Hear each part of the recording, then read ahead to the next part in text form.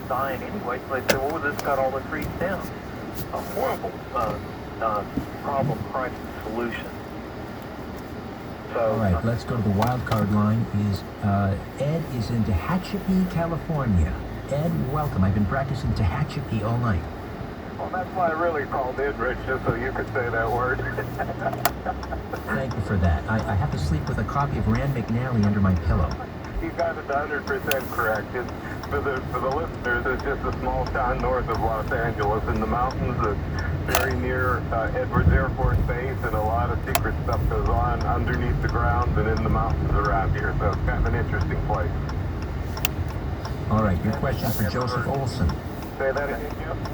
I've never heard of that town either. Oh, well, look it up. It's interesting little town. But the first thing I want to do is compliment you on your presentation tonight, because very few people look at this subject from this. I've been dealing with this since the 1970s, going back to overhead power lines and the effect on childhood leukemia.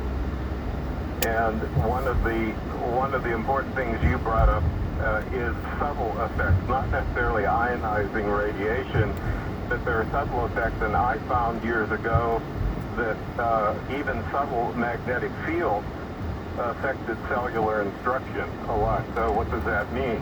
That means that cells are trying to talk to each other for replication and related issues, moderating particles going through the cell walls, all that stuff.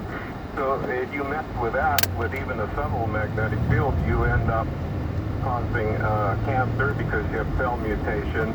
And then there's the other side of it, which is kind of interesting, is where I found that the subtle magnetic effects were what were involved in psychic healing. All right, Joseph, do you want to weigh in on any of those points? I agree with you 100%. And there's one other point. One of your texts that you read before, I was just going to bring that up to speed too and say that the real secret reason for